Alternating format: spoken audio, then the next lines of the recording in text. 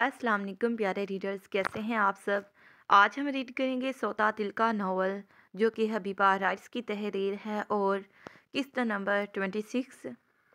प्यारे readers, episode पढ़ने से पहले प्लीज़ चैनल को सब्सक्राइब और वीडियो को लाइक ज़रूर कर दीजिएगा। चलते हैं एपिसोड की जानिब।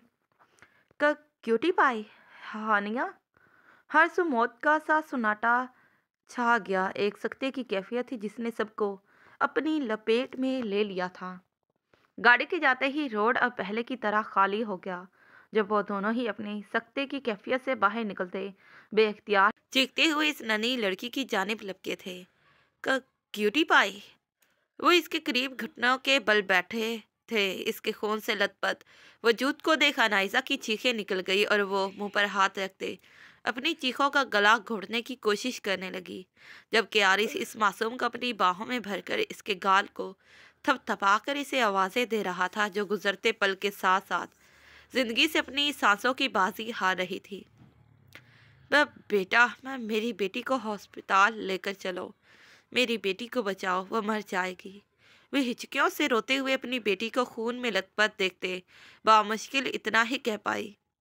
आरिस ने इस बच्ची की तरफ देखा जो होले होले से बामुश्किल सांस ले रही थी। इसने गहरा सांस भरकर इस बच्ची को अपनी गोद में उठाया और इसे लेकर अभी बामुश्किल से 6 या 7 कदम चला ही होगा जब एकदम से इस बच्ची का रहा सहा सांस भी इख्तिताम पजीर हो गया।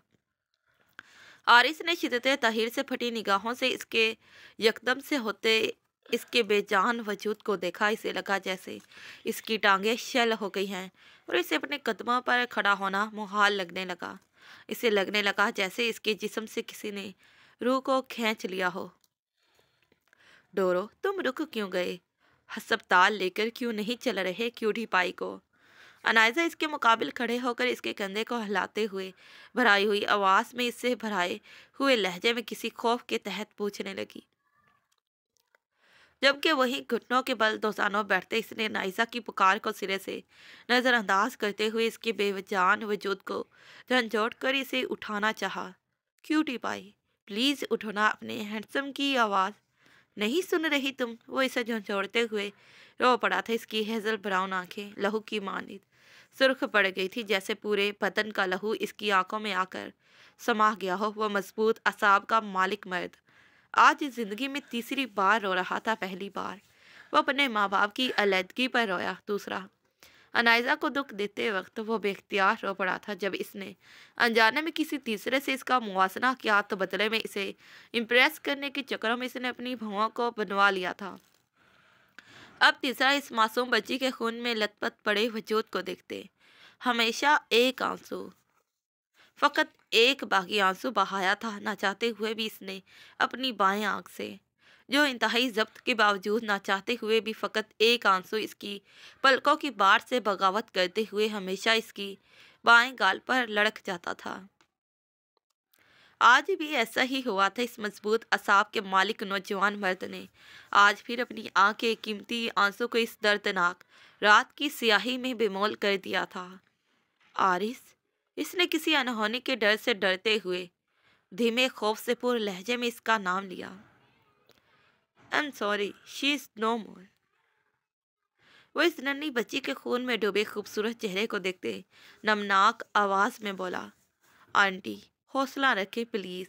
अल्लाह क- का खूबसूरत तोहफा था जो इसने हमसे वापस ले लिया। प्लीज आंटी हौसला रखें। इसकी माँ जब इसके पास बैठते इसके बेजान हाथ को पकड़ते धाड़े मारकर रोने लगी, तो वो इसे हौसला तसल्ली देते बोला, जबकि वो तो माँ थी जिनकी वो इकलौती बेटी थी, इनकी खुशियों का राज, इनके जीने की इकलौती वजह। इन्हें कैसे किसी के तसल्ली के दो बोल से सब्र आ जाना था। इनकी बेचैनी बकली अरूज पर थी। वो मुसलसल धाड़े मारकर रो रही थी, जबकि इस दौरान जो इक्का दुक्का लोग सड़क किनारे गुजर रहे थे वो भी इस बच्ची के एक्सीडेंट का सुनकर देखने के लिए वहीं रुक गए थे। इर्द गिर्द काफ़ी भीड़ जमा हो गई थी और एन ठीक तकरीबन 10-15 मिनट बाद वहां पुलिस भी आ गई थी। शायद इनमें से किसी ने मौका वारदात पर पुलिस को कॉल करके यहाँ बुलवा लिया था। पुलिस ने मौका वारदात की जगह पर हर्डल्स लगाकर सड़क को चारों साइड से वक्ती तौर पर बंद कर दिया था। ان سب کے بیان ریکارڈ کیے گئے، جس پر پولیس سے جان خلاصی ہو جانے کے بعد وہ دونوں بینچ کی سائٹ پر آئے تھے جہاں پر انائزہ کا بیگ پڑا تھا۔ آرس نے بیگ کو اٹھایا اور پھر اس کی سرخ آنکھوں کے لال ڈوروں کو سپاٹ نظروں سے دیکھا جو رونے کی شدت سے سرخ پڑ گئے تھے۔ بیگ پر بے اختیار ضبط گریا سے اس کی ڈھیلی گرفت پہلے سے مضبوط تر ہو گئی۔ لبوں کو آپس میں سختی سے بھیجے وہ آگے بڑھا اور بے اختیار اس کے نرم و نازک وجود کو اپنے فولادی کشادہ سینے میں چھپا لیا۔ ڈونٹ کرائے انو، اسے یوں ہی سینے میں بھیجے، اس نے گویا اسے تسلی دی ہو کہ وہ یوں مت روئے، جیسے کہ وہ اس کے رونے سے خود کو دوہری تکلیف میں مبتلا محسوس کر رہا ہو۔ اس نے محسوس کیا کہ وہ اس واقعے کے زیر اثر ابھی بھی خوف میں مبتلا ہے اور اس کا جسم بری طرح کانپ رہا تھا۔ اس نے نرمی سے اس کی پیٹھ کو تھپ تھپایا اور پھر ایک چیدہ سی نظر اپنے گرد و نواح پر ڈالی جہاں پر اب اس بچی کے بے جان وجود کو اسٹریچر پر لٹائے ایمبولینس میں لے جایا جا رہا تھا، اور پھر اس نے دیکھا کہ اس بچی کا باپ بھی جائے واردات پر پہنچ چکا تھا۔ اس بچی کے والدین جو ہی ایمبولینس میں سوار ہوئے، ایمبولینس وہاں سے چلی گئی، جبکہ اس کے گرد یوں ہی اپنے بازو کا حصار قائم کیے وہ اس کو اپنے ساتھ لیے گھر کی طرف چل پڑا۔ باجو، ان دونوں بہن بھائی نے جیسے ہی داخلی کمرے میں اپنا پہلا قدم رکھا، ان کی نظر سیدھے بیڈ پر نیم دراز لیٹی ہوئی اپنی باجو کے وجود پر پڑی، جس نے اپنے اوپر کندھوں تک بلینکٹ اوڑھ رکھا تھا کسی معجزے کی طرح۔ اپنی باجو کی یہاں موجودگی پر پہلے تو وہ دو نفوس حیران ہوئے، لیکن پھر بےتاب ہو کر آنکھوں میں خوشی کے آنسو لے بیڈ کی جانب اپنی بہن کی طرف بڑھے تھے۔ زنیشا نے ان کی آہٹ کو پا کر خوف سے اپنی بند آنکھوں کو کھولا۔ اس کے اندر یہ خوف فطری تھا، کیونکہ آنے والی ہر آہٹ اس کی سماعت کے لیے کسی عذاب سے کم نہیں ہوتی تھی، جس کے چلتے وہ اپنے اتنے محفوظ ٹھکانے پر پہنچ جانے کے باوجود ابھی بھی اسی خوف میں مبتلا تھی۔ جبکہ آنکھیں کھلنے پر اپنے بہن بھائی کو اپنے روبرو پا کر اس کی آنکھیں ایک بار پھر سے اپنے رب کے حضور اظہار تشکر سے بھر آئی تھی۔ اس نے باہیں پھیلا کر ان دونوں کے وجود کی خوشبو کو گہرا سانس لے کر محسوس کیا۔ باجو، مت روئے، خدا کا لاکھ لاکھ شکر ہے آپ اپنے اصل کی طرف واپس لوٹ آئی ہیں۔ روبی نے اس کی بہتی آنکھوں کو صاف کیا اور پھر اس کے ہاتھ کو اپنے ہاتھوں میں تھام کر نم آواز میں بولی۔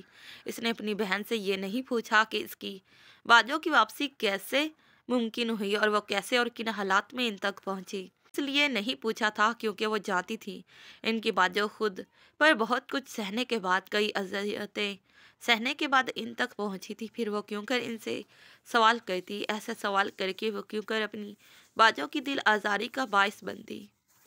باجو، اس کے بھائی حمزہ نے اسے پکارا، جس پر وہ اس کی جانب متوجہ ہوئی، جس کی حالت بھی اس کی طرح ہی ٹوٹ پھوٹ کا شکار تھی۔ حمزہ، نہیں، خود کو مت کوسو، بیتے وقت میں جو ہوا اس کے لیے خود کو کوسنا چھوڑ دو۔ جو ہوا یوں سمجھو میری قسمت میں لکھا تھا۔ کیا کسی کی قسمت اتنی بری ہو سکتی ہے جتنی زنیشا میر حاکم کی تھی؟ اتنا کچھ سہنے کے بعد کیا کسی میں اتنا حوصلہ باقی رہتا جتنا کہ زنیشا میر حاکم میں تھا؟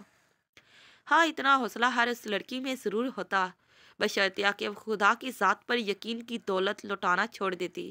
اسی یقین کی دولت نے ہی اس کے دل و دماغ میں اتنی وسعت پیدا کر دی کہ وہ ہر نئی دردناک اذیت جھیلنے کے بعد بھی الحمدللہ کہتی تھی، اور مرنے کی خواہش کو دل میں دباتے ہوئے خدا سے ہر رات اپنی نئی اذیت کے بعد خدا سے اپنی اذیت کی نجات دہی کے لیے دعا کرتی تھی، اور پھر رب کریم اس کے پختہ یقین کے بدلے اس کی اذیتوں کا مداوع کیوں نہ کرتا؟ خدا نے بھی اس کے خود پر یقین کے بدلے اس کے لیے نجات دہندہ کے کس طرح انتظامات کیے، یہ سوچ کر اس کا دل اپنے خدا کے بعد اس عظیم انسان کے لیے احسان مند تھا جس نے اس کی اپنی جان سے بڑھ کر حفاظت کی تھی۔ باجو پر اس نے کچھ کہنا چاہا، جب وہ چونک کر اپنے ماضی کے خیالات سے باہر نکلی۔ اس نے خاموشی سے اپنے بھائی کے کندھے پر سر رکھ دیا، مطلب اس نے سرے سے بات ہی ختم کر دی تھی، گویا وہ اپنے ماضی کو پھر سے کریت کر اپنی انگلیوں کو راکھ نہیں کرنا چاہتی تھی۔ جو اس کا حال تھا، اس کا دل اس کے لیے ہمتن گوش الحمدللہ کہنا نہیں بھولتا تھا۔ وہ اس کے پاس کافی دیر بیٹھ کر باتیں کرتے رہے۔ انہوں نے اپنے کمرے سے لا کر کافی چیزیں اپنی باجو کو دکھائی جو انہوں نے وقتاً فوقتاً اپنی باجو کی محبت میں خرید کر اپنے پاس رکھی ہوئی تھی۔ اس کے بعد وہ کافی دیر باتیں کرتے رہے، جب اپنی ماں زوبیہ میر حاکم کے کھانے پر بلانے پر وہ اپنی باجوں کو اپنے ساتھ لیے کمرے سے باہر نکل گئے۔ ڈورو، وہ اسے لے کر سیدھا اس کے روم میں آیا تھا۔ اسے اندازہ تھا وہ خوف کے زیر اثر ہے، جس کے باعث اس کا جسم ابھی بھی خوف کے زیر اثر ہولے سے لرز رہا تھا۔ اس نے اس کے شانے پر ہاتھ رکھ کر آنکھ کے اشارے سے اسے بیڈ پر بٹھایا اور پھر اسے وہاں بیٹھا کر وہ بیڈ سائڈ کی جانب بڑھنے لگا۔ جب اس نے اس کا ہاتھ تھام کر اسے پکارا، ڈونٹ بی افریڈ انو، ایم ہیئر۔ اس نے ایک نظر اپنے ہاتھ کو دیکھا، جہاں پر اس کے سرخ و سفید ہاتھوں کی نرم گرفت نے اس کے ہاتھ کو اپنی قید میں جکڑ رکھا تھا۔ انائزہ نے بے چینی سے اپنے ہاتھ کی انگلیوں کو اس کے ہاتھ کی پشت پر رب کیا تھا، جس پر وہ اس کی اس حرکت پر زیر لب مسکرایا تھا۔ اس نے یوں ہی بغیر ہاتھ اس کی گرفت سے چھڑوائے 2 قدم آگے کو بڑھ کر بیڈ سائڈ کی جانب بنے دراز پر اس نے اس کا اور اپنا بیگ اتار کر رکھ دیا اور پھر پلٹ کر اس کی جانب آیا۔ اس کے سرخ روئی جیسے گالوں کو دونوں ہاتھوں سے تھام کر اس نے اس کے چہرے کو اپنے روبرو کیا اور سوکھے لب پر زبان پھیر کر انہیں تر کیا، گویا کچھ کہنے کے لیے، اس کے تسلی کے لیے وہ کوئی مناسب الفاظ کا چناؤ کرنے کی تگدت میں مبتلا ہو، اور کوئی تسلی بخش الفاظ کا چناؤ جیسے اس سے نہ ہو رہا ہو۔ اس نے ہولے سے اس کے گالوں کو انگوٹھے کی مدد سے مسلا تھا اور پھر جھک کر اس کی پیشانی پر اپنا دہکتا سلگتا لمس اس کی پیشانی پر چھوڑ دیا، جس پر انائسہ نے سکون سے اس کے مہربان لمس کو آنکھیں موند کر محسوس کیا۔ اس کے ناک کے نتنوں سے نکلتی اس کی گرم نرم سانسیں اس کے چہرے کو جھلسا رہی تھیں۔ اس کے گال جو پہلے ہی رونے کی شدت سے سرخ تھے، اب تو اس کی ذرا سی قربت پر دہک کر لال انگارہ ہو گئے تھے۔ اس نے بے اختیار ہاتھ بڑھا کر اس کی گردن میں اپنے بازوں کا ہار بنا کر پیچھے سے گردن پر ذرا سا دباؤ دے کر جیسے اسے اپنے قریب کرنا چاہا، ایسا کر کے گویا اس نے اس کی قربت کے اثر کو زائل کرنا چاہا تھا۔ اسے پتا تھا اس کا خود سے قریب آنا آرس کو ذرا بھی نہیں پسند تھا، جبکہ وہ اس کی نادان حکمت عملی پر زیر لب مسکرایا ہے۔ اسے لگا وہ بہک رہا ہے، اور ایسا لگ بھی رہا تھا جیسے وہ اس پل اس کی بدن کی رونایوں میں گم ہو کر بہکنا چاہ بھی رہا تھا۔ اس نے اس کے ماتھے پر پھر سے اپنا سلگتا لمس چھوڑا کہ انائزہ اس کے محصور کے لمس کے تاثر کو محسوس کرتے ہوئے دل و جان سے اس کے ذرا سے اس مہربان لمس کی شدت سے خوشی سے نہال ہوئی تھی، اور پھر اس کی دوسری بار کے سلگتے دہکتے لمس پر اس کے لب تفاخر سے مسکرا اٹھے تھے، اور مسکراتے بھی کیوں نہ، آخر وہ اس کے چھونے پر پہلے کی طرح اسے دھتکارنے کی بجائے اس کے وجود پر اپنے لمس کی چھاپ چھوڑ کر اس کے وجود کو اپنے لمس کی شدت سے معتبر کر رہا تھا۔ اس نے بہت نرمی سے اٹھا کر اسے بیڈ گراؤنڈ کی سائڈ پر بڑے نرم و ملائم سرہانے پر اس کا سر رکھ کر اسے لٹایا تھا، اور پھر اس پر اپنے گھنے وجود کا سایہ سکر گیا، اور پھر اس سے پہلے اس کے جذبات اس کی حد سے نکل کر بے قابو ہو جاتے، اس نے ہاتھ آگے بڑھا کر اس کے اوپر بلینکٹ اڑایا تھا اور اس کی سبھی پیشانی کے ساتھ اپنی خندہ روشن پیشانی کو ٹکا دیا۔ سنو، کچھ برا مت سوچنا، سکون سے سو جاؤ، گڈ نائٹ مائی بیوٹی گرل۔ اتنا کہتے وہ اس سے دور ہوا۔ ڈورو، وہ اپنی نادانی میں وہ پھر سے اسے پکار بیٹھی، اسے حکم سمجھو یا پھر میری التجا، سکون سے سو جاؤ، once again my innocence, good night. اس سے پہلے اس کے جذبات پھر سے بھڑک کر کہیں بے راہ روی کا شکار ہوتے، اس نے بامشکل اپنے دل کی راہ روی کو سنبھالا، اور پھر اتنا کہتے اس نے پھر سے اس کے ارد گرد اس کے بلیکٹ کو ٹھیک کیا، اور پھر ایک الوداعیہ نظر اس پر ڈالے وہ اس کے کمرے کو باہر سے لوک کرتا اپنے کمرے کی جانب بڑھ گیا۔ وہ روم میں تھکن زدہ اعصاب لیے سیدھے بیڈ پر نیم دراز ہو گیا۔ آج کے واقعے نے اس کے اعصاب کو بری طرح سے شل کر دیا تھا، اور پر سے انائزہ کا اس واقعے سے خوفزدہ اسے دوہری اذیت میں مبتلا کر گیا تھا۔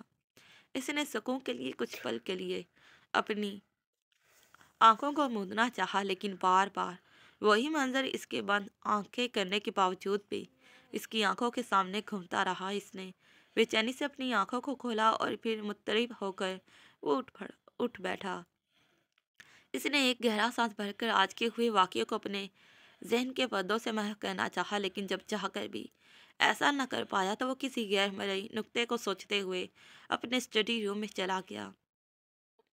جاری ہے تو پیاری ریڈرز، یہ رہی آج کی ایپیسوڈ اچھی لگی ہو تو ویڈیو کو لائک اور چینل کو ضرور سبسکرائب کر دے۔ پھر ملتے ہیں اسی ناول کے نیکسٹ پارٹ پر، تب تک کے لیے پیارے ریڈرز اللہ حافظ، bye bye and take care. Thanks for watching this video.